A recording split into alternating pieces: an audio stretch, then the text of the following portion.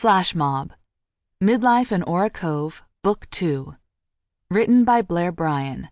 Narrated by C.J. Locks. 1.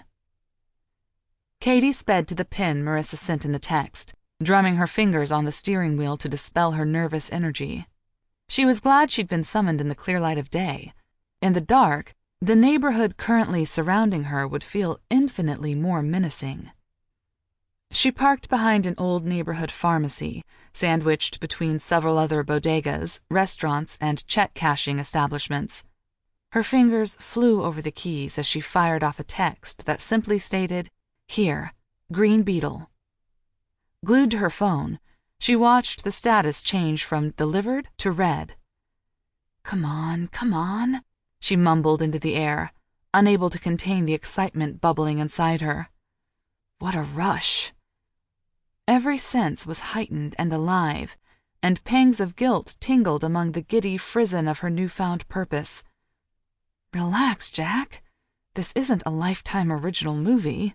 It's Marissa's real life, she mumbled under her breath, in an attempt to quell her excitement. Katie took a few deep breaths to calm her jumpy heart. I wonder if this is how Yuli feels when she conspires with karma, she mused aloud, as she glanced around, eager to see Marissa's face. Each second ticked by slowly, ratcheting up her anxiety. Her eyes focused on the burgundy metal back door of the grocery store, waiting for Marissa to burst through it. She hummed as energy raced through her in a flurry of restlessness. To diffuse it, she organized the coins in her console, then glanced down impatiently at her watch. Where the heck is she? Finally, the door flung open, and Marissa hurried through it. She paused briefly, her eyes darting around and her face pale. Seeing no immediate threat, she raced over to Katie's Beetle. She opened the door and sat down, ushering in a wave of jasmine, lang-lang, and fresh anxiety that dizzied Katie. Give me your phone, Katie demanded, with her hand out, palm up. Why? It's a tracking device. Haven't you watched Law & Order SVU? Katie asked. Dun-dun, she chimed, with the distinctive sounds the show had made famous. Marissa's expression was blank and confused by the reference, but she obediently handed over the phone anyway. Never mind. Katie popped out the SIM card and opened the car door. Wait, what about yours? Marissa asked, interrupting her dash to the dumpster, causing Katie to rethink her plan. Good point. Katie's cheeks pinked up, and her bubble of false confidence burst.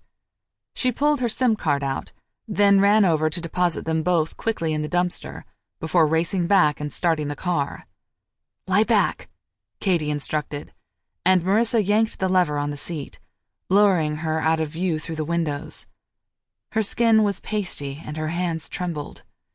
Katie raced back to her home and didn't utter a word until she shut the garage door firmly behind them. We're safe here. You can sit up. With a sigh and a yank on the lever, Marissa lurched up in the seat. What am I going to do? It's only a matter of time before Rocco figures out I'm not coming home. Unsure how to answer her, and wanting to bring the terrified girl some comfort, Katie defaulted to the question she always asked when a guest was a visitor in her home. Are you hungry? Constantly now that I'm pregnant, she admitted. I can't stop eating, but I've been afraid to overdo it since Rocco weighs me every day. I'm only allowed to fluctuate 5 pounds. Katie reeled back at the admission like she'd been slapped. Allowed? You've got to be kidding me. We'll deal with that misogyny in a minute. Marissa's confession incensed her. You see how toxic and controlling his behavior is, don't you? I know, Marissa admitted, her voice barely audible in shame. I haven't told him yet about the baby. He doesn't know I'm pregnant. What were you going to do in another couple of months when you started to show? Katie asked. That's why I'm here, she murmured. Sample complete. Ready to continue?